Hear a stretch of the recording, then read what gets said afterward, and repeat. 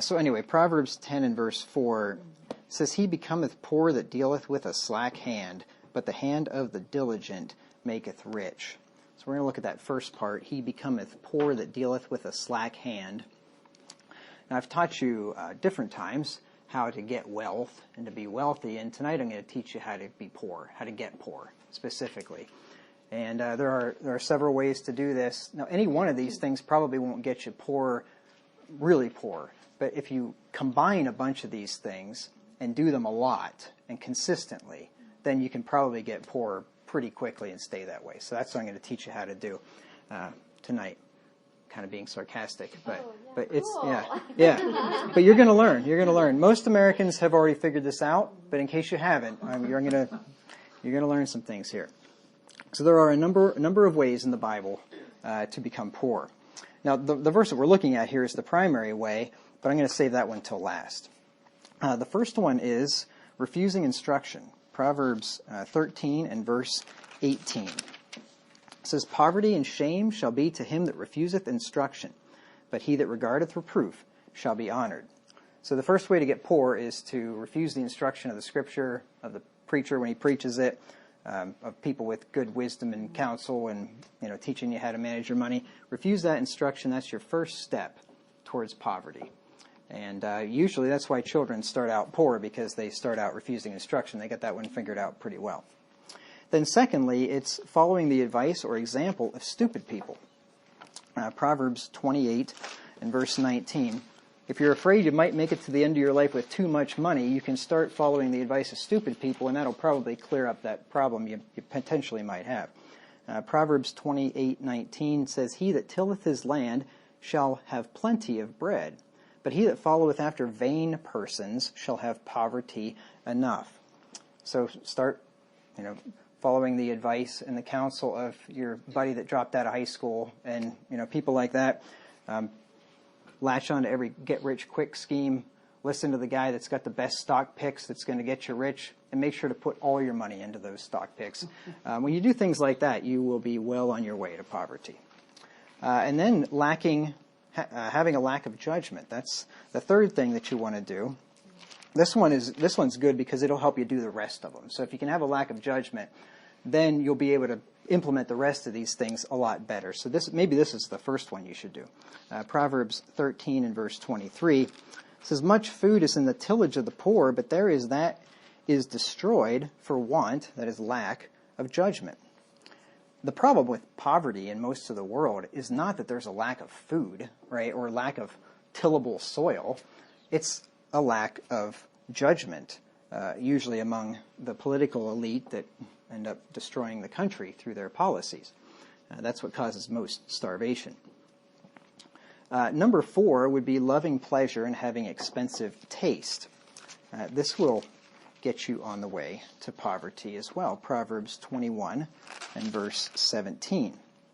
"He that loveth pleasure shall be a poor man. He that loveth wine and oil shall not be rich." So, start really loving the finer things of life. Start buying yourself really expensive bottles of wine, drinking them every night. I'd recommend going out to eat at least 5 times a week. At least. At least. Lunch and dinner is a lot better than just dinner. If you have to pick one, dinner is more expensive, so do that one. That's definitely the way to go. Bottle of wine with every meal, for sure. Get the appetizer and the dessert, definitely. You don't want to forget that. Fine taste. Make sure you drive a nice, big, brand new luxury vehicles. But your wife should have one too. And that, and then this will tie into the next one. Make sure you finance them. Paying cash is the dumbest thing you can possibly do. If you want to get poor, stop paying cash for things. Really bad idea. That's the next one. Going into debt. This is essential. Proverbs 22 and verse 7. "Only fools save for things." Like if you want to go into poverty, don't be one of them. "The rich ruleth over the poor, and the borrower is servant to the lender." See, the poor guy is the lender. So if you want to get poor, go into debt as much as possible. Now, a good way to start would be right out of high school, go to college, but for a worthless degree. Don't get a degree that's actually going to pay it off. You want to get something, gender studies or history or something like that. Get at least a 4-year degree. A bachelor or a master's is better because that costs more. It takes more time. You want to go to an elite school if possible. Don't go to one of these state schools. Go to an elite school. If you can rack up at least $100,000 in debt in 4 years, that's preferable. I mean, some places you could probably even do better. Make sure you take out loans for all of it. Definitely. Pastor Rodney, I'm starting to get confused right now. Yeah, well, I'm teaching you how to get poor. The next thing you want to do is while you're still in college, buy yourself a new car and make sure you finance it. And then as soon as you get out and get that first job, if you manage to get one, then buy a house. But buy the biggest house you can find. I mean, if they'll loan you $200,000, do it. If they'll loan you more than that, do it. The biggest house you can possibly find, but take out a 30-year mortgage. None of these 10 or 15-year mortgages, get it paid off quickly. 30-year mortgage, make sure you're paying the maximum amount of interest possible. Biggest loan you can. Now here's another trick. Once you do that, then start refinancing it every opportunity you get. But you don't refinance it for less years. Refinance it for 30 more years. And that way you'll keep extending out the 30 years, and you'll pay on that thing until the day you die. And you'll pay a lot more interest that way. It'll be way more expensive. And then you can take out what are those home loans? Home equity loan. Yeah, that's a good one too. So take out all the equity in the house. You probably don't have any to start out with, but take out as much as you can at the highest interest rate you can, and then buy a bunch of consumer junk that you don't need. That you can pay all the interest. Fill that house with new furniture, but you want to. Here's the thing though, put it on a credit card. And you want to get one of those credit cards that's those 18 or 20% cards. If anything lower than that, your chances of abject poverty are going to go lower and lower. So you want to get those high interest rate ones. And here's the real kicker. Make the minimum payment. So do $20 a month, whatever you can do. That will guarantee you to be a debt slave the rest of your life. So there's some pointers. You want to do that. Make sure, like I said, you want to buy a new car as often as possible and finance that thing. Get a good interest rate on it. And by a good one, I mean a high one. The highest one you possibly can. Put nothing down. Down payments is a dumb idea. Get as much loaned out as you can. Extend the loan out to 7 years if possible. And that way, by the time you pay it off, it'll be time to buy another one on a loan. And you can keep paying interest. So you can pay interest for the rest of your life on the house and the car and all this stuff. So there are ways to get poor. I mean, it's kind of difficult. It's counterintuitive, but if you put these things into practice, they will help. The next one is hasting to be rich. So if you want to get poor, set your mind on getting rich and getting rich fast, and that will get you poor. You'd think it would get you rich, but if you want to get rich fast, that'll make sure you get poor because you'll cut corners, you'll do all kinds of unethical things. And you'll invest in all kinds of dumb things like get-rich-quick schemes. That'll get you poor quickly, too. Proverbs 28 and verse 22 says, "He that hasteth to be rich hath an evil eye, and considereth not that poverty shall come upon him."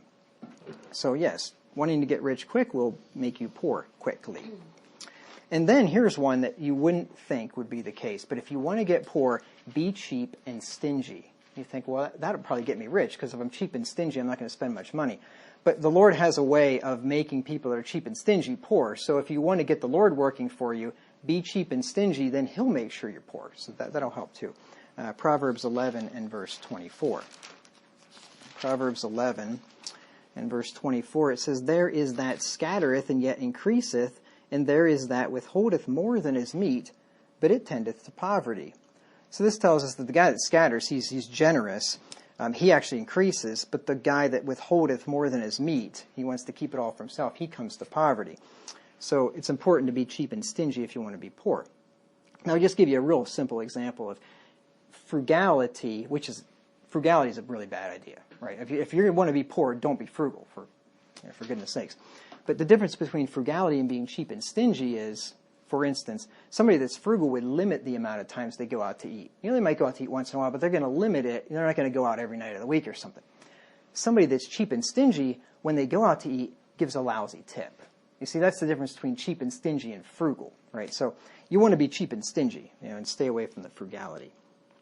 But the best way to get poor is what this verse is teaching us here. And that is to be lazy. There's a thing in the Bible, and I don't know if this is absolutely true or not. People make something of it. It's called the law of first mention. I don't know if you've ever heard of this or not. Dimension. The law of first mention. Oh, mention. Yep. So they'll say the first place a word is used in the Bible often has some significance, and it kind of sets the stage for how the word is used throughout the rest of the Bible. Whether it's true or not, I don't know. I haven't done a study on that. But if it's true, this is the first place the word poor is used in the book of Proverbs, and therefore, by that law, this would be the primary cause of laziness, of